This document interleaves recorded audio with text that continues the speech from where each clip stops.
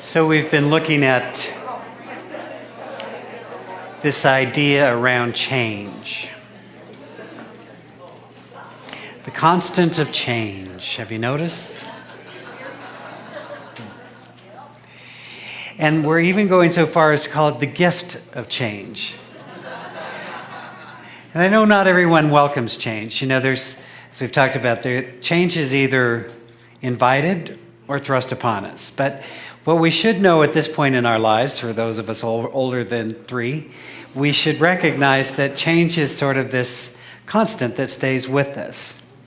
And so even as we are trying to create change, in our teaching we often speak of manifesting from our vision and defining who we want to be and how we want our lives to look and using the capacities that we have to bring about that in our life. And so we're welcoming change. And yet change does not always seem to unfold according to our plan or our pattern.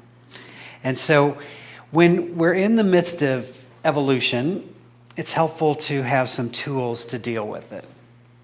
I think change is a gift because it keeps us from being rigid or stupid. Maybe not both. Maybe one or the other, I'm not sure, you know. It keeps us from getting stuck. So there's a wonderful Sufi master that wrote this.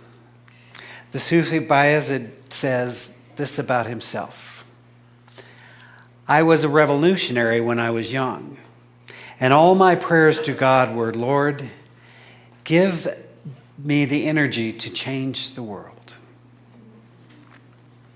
As I approached middle age and realized that half my life was gone without my changing a single soul, I changed my prayer to, Lord, give me the grace to change all those who come in contact with me. You know, just my friends and family, and I shall be satisfied. Now that I'm an old man and my days are numbered, my one prayer is, Lord, give me the grace to change myself. If I had prayed this from the beginning, I should not have wasted my life. And so often, like the Sufi master, we want to change others. We want to change circumstances, we want to change other people, we want to change things around us, and yet we want to remain the same. Because, you know, as I always say, when you're blessed with truth,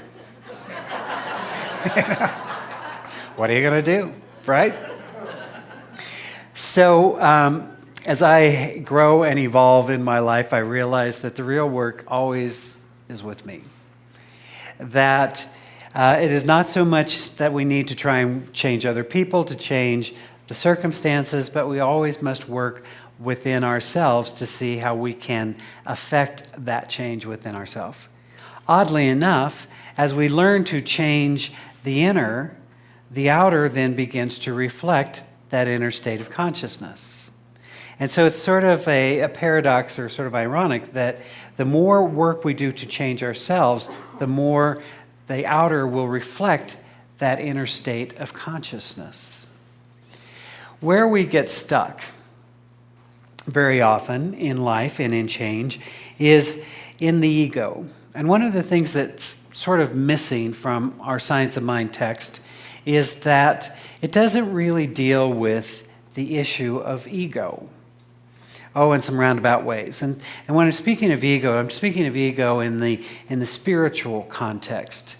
Many different traditions speak of learning to harness the ego, learning to allow the death of the ego, learning to surrender the ego, meaning this, that there is a part of ourselves that identifies with separation, that comes from a place of fear. Because if we are separate from this universal love, this universal law, this universal intelligence, if we are separate from it and we're just out here on our own, well, you know, we got to make some things happen, right? We got to get to it. We got to control life. We've got to make things happen. And there's that part of us that believes in separation from the divine, and that because of that lives in a state of fear.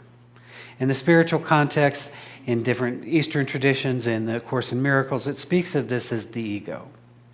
There is a part of us, however, the true part of us, that is one with the living Spirit, that recognizes our oneness with the divine, that knows ourselves as spiritual beings. And that part of us lives from a state of love and a state of grace. Who wins? Well, it seems to me that when we identify ourselves from that egoic state, there's 6 primary ways. Wayne Dyer points this out in one of his wonderful books, The Power of Intention. And he says the 6 primary ego identifications are these. 1, I am what I have. You will know me by my stuff, right? And so my worth is determined by my net worth. Second is, I am what I do, how I show up in the world, how I perform. We're a very performance-based group of folk, particularly in our country. I was talking to a friend. As you know, I often am in conversation with other ministers, and one of the tricks of ministry is that we don't let it completely consume our lives, because there's always more to do. And so we were talking about how in our culture there is such a value placed on work. You know, if you went to your boss and said, "Boss, I just wanted to tell you, I'm drinking about a quart of vodka every day." Thought you'd want to know. Your boss might say something, I think you ought to know we're having an intervention. That's not a good thing, right? You're out of control.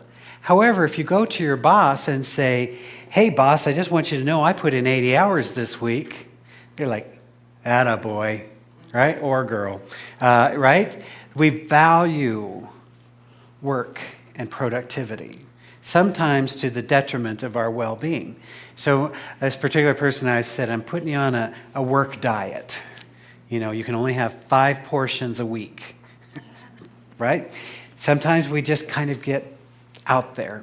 So the ego can identify with, I am what I do. The third way that the ego identifies itself is, I am what others think of me. I am my reputation. And while it's good to protect our reputation, I think Terry Cole Whitaker put it best in her lovely book called What You Think of Me Is None of My Business. Brilliant. Right? But we are so concerned, the ego is so concerned, what will others think, how will they feel, the whole basis for codependency. The fourth is, I am alone. It's up to me. I am separate from others, from life itself. The fifth says, I am separate from all that is missing in my life. Right? In other words, my good lies over here, and I'm stuck over here, and how do I overcome something to have it be mine? And the last is, I am separate from the divine. I am separate from God. And so when we live from that state of consciousness, understanding that the basic consciousness of ego is separation and fear. I'm afraid. And so I'm going to try and create security. I'm going to try and create safety. I'm going to try and bolster myself through these things of what I do and what I have and all that sort of thing because I'm living in fear. Whereas the spiritual self, that divine part of us that knows our oneness, lives in a state of grace, lives in a state of trust, lives in a state of allowing, lives in a state of love and of oneness. So it's pretty easy to check where we are in any given moment, isn't it? Am I feeling fearful or am I feeling loving? And so I love this whole idea. The way we get stuck is by thinking from the egoic state. I was reminiscing about a lovely couple that I had the pleasure of ministering to many years ago in a country far away, just so you're not trying to figure out who it is, okay? Everybody's looking around. I wonder if it's... And at the time, they were what I would refer to as kind of the it couple. They were the couple, yeah, right. They were the couple that seemingly had it all together. Good looking, nice house, seemed to have money, beautiful kids, nice, they looked like the great American picture. Yes, like Shane and Kathy, yes, okay, it's all about you. So, Shane's like, pick me, it's me. And so they had some situation that came into their lives, and things began to crumble. Now, to the outer world, you wouldn't know that. But those of us who have counseled realize nobody's really got it together, right? We all have our issues some way or another. Some of us just wear it on our sleeves. Others have it more well disguised. But we're all dealing with life. And so they were really faced with some really tough financial choices that they had to make. And as we talked through it, I realized that they're in a place that so many of us find ourselves, is that we feel like we've built this construct for our life, and we got to keep it together. And so they had identified themselves from that egoic state of what we are, what we have. And we have this image that we've produced in the world, and we need to live up to that. The problem was the universe wasn't cooperating. And so as we worked through it and we got back to spiritual principle, they realized some of these things that we're talking about, that I'm not what I have, I am who I am. I am a child of the divine, having a human experience, and what is important and what is true is how are we living our lives. And so as we talked about that, they're beautiful kids, but the stress level had gotten so high in this beautiful home that it was not creating the environment for love and joy and harmony. It was creating stress and dis-ease, which is what happens. So they finally made some choices, and they began to downsize, and they swallowed the ego and just simply began to live according to the new reality. And in that process, so many gifts were revealed. So many ways that they realized that they had avoided each other. It's one of the great gifts of going broke is you really start to say, well, what can we do for free? Right? I mean, doesn't it sound like some of our lives over the last, 5 or 6 years? And one of the things you discover is you can talk for free. You can actually look another person in the eye and talk to them and have a conversation. I know. Was that too much? Do you need a moment with that one? Okay. You don't have to have a screen to communicate, it turns out, right? And so there were some real gifts as the family shifted. They changed the form to reflect what was happening at the form level, but an inner growth and an inner awareness and an inner spiritual renewal happened out of that experience. So that, of course, eventually, as things will happen, then the money began to flow and all that sort of thing. They went through that period, but the gift of that whole situation was getting to redefine their life and their family. They had realized how caught they had gotten in the egoic aspects. Now, we are in a time and in a culture where that egoic part of us is well fed. We have a whole multi-billion-dollar advertising industry constantly pumping us with the message that you're not enough, but not to worry. We have a product, right? I mean, that's the essence of it. And if you'll just get this right product, you're going to be okay. And so it takes some real work to turn away from the ego state of being into the spiritual state of being, to re-identify ourselves as spiritual being. And when we can learn to do that, when we can begin to transform those those states of mind, from the I am what I have to I am being, I am a joyous creation of the divine, enjoying all of the bounty of my life, whatever the bounty is. That I am a productive part bringing forth my gift into the world. We just start to realize that it's so simple. That there's only one life. That life is my life. And I live from that state of being. And because I am one with that which is, I am all of those same qualities, all of that same spiritual essence. Peace is mine. Joy is mine. Harmony is mine. Abundance is mine. Because I am one with that which is. When we live in that state of being, then all things begin to flow again. You see, it's interesting that when we get so stressed, trying to make it happen, trying to control conditions, trying to get other people to act the way we want them to, which is a full-time job in itself, right? When we can let go of the other and simply show up as the truth of who we are, we find peace again. And when we find peace again, we also find insight and inspiration.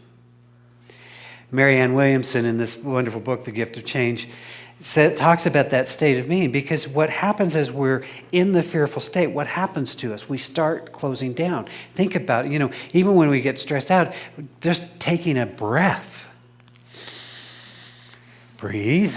Oh yes, I forgot for that for a moment, Never a good strategy for any length of time, I might say. But when we can breathe and we can ease into it and we can let that go, then we open ourselves to the inspiration of the divine. And she says to us, Marianne Williamson says, your highest solutions don't come from you, meaning your ego mind. They come into you and through you.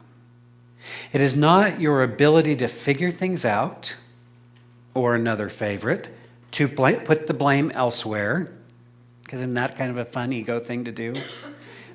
I know this is happening, but it's your fault, so I'm still clean, right? To put the blame elsewhere, or to hire the right lawyers that ultimately guarantees divine right action.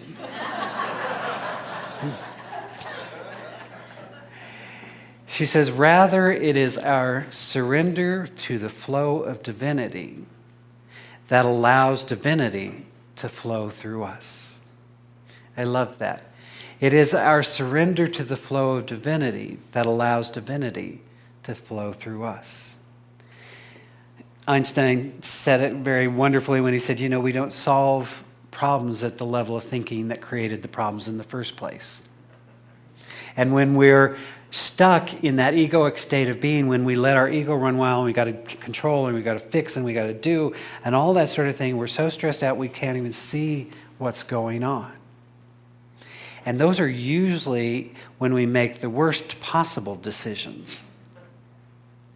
But in the surrender, in the slowing down, in the deep breath of life, as we open ourselves to that divine intelligence and to that divine presence, then new possibilities emerge. New ways of experiencing life become present and available to us. My friends went through a challenging time, as many as us had, but what I saw in that was when they stopped trying to fix the problem and started just addressing life and back to the vision of who they were as a couple, as a family, and as people in the world, they got rid of some stuff. And then life settled down, and then they could enjoy what was. The ego would have us push harder. So that's always a clue for me. When I'm pushing harder, I'm thinking, probably not the answer. Probably not, but let's push harder one more time just to make sure, right? And then we surrender and we open ourselves to the divine presence. Ernest Holmes said it. He said, speaking of this way of being, He said attraction and repulsion are mental qualities. You know, we've all heard the law of attraction. These are mental qualities. A state of mind produces that which either attracts to us or repulses from us. The more stressed you get about your money, the more likely it is you are to have money problems. Have you noticed that? The more desperate you are to be in relationship, the more likely you are to end up in a really horrendous relationship. You know, all the signs are there, but I'm desperate, I'll take you. Come on, you know. You know what I'm talking about, right? So he's saying that, you know, attraction and repulsion are mental qualities. And as we can learn to, he says they can be consciously utilized for a definite purpose. A person automatically attracts to oneself a correspondence of one's inner mental attitude. So if we can develop an inner mental attitude of love, of joy, of harmony, of abundance, then we inevitably attract to us those experiences. But when we work at the outer and we're trying to bring something into our life, and haven't done the inner work, then we don't have the consciousness to hold it. So the work, again, is always done within itself. Holmes goes on to say something very powerful when he says, one cannot deface one's real being. One cannot really, I always like to call it, we can't diminish or destroy who we really are, that spiritual essence. However, what we can do, he says, but we may hinder the whole from coming into complete expression in one's life. Turning to one with the complete abandonment and absolute trust, one finds that he is already saved, healed, and prospered.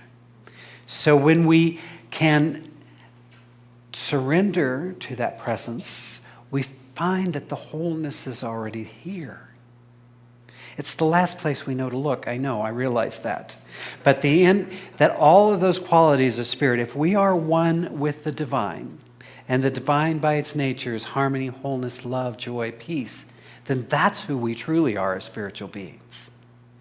But we allow ourselves to buy into the illusion of the form and think that we'll fix it by fixing the form.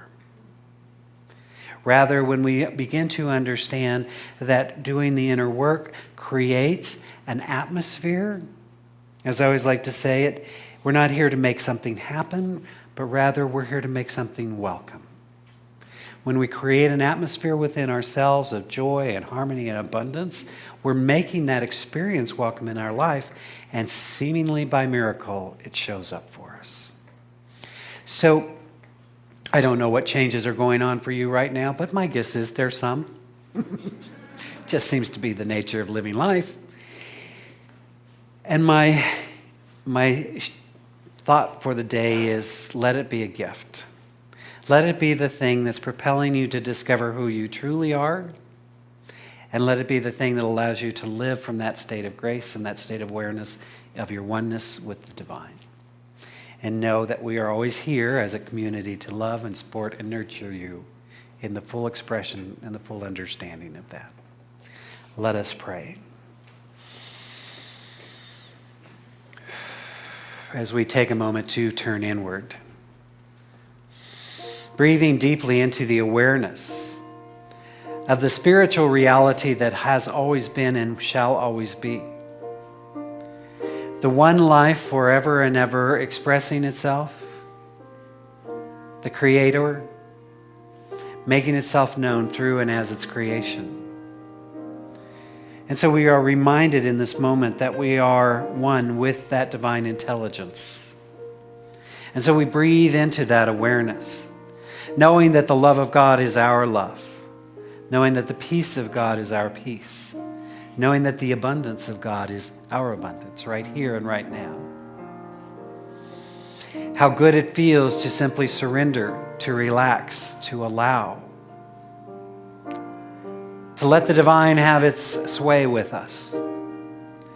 And so we speak this word of truth this day as we gather together in consciousness to recognize our true spiritual nature is one of wholeness, and to know that that wholeness reveals itself as health and well-being and as vitality.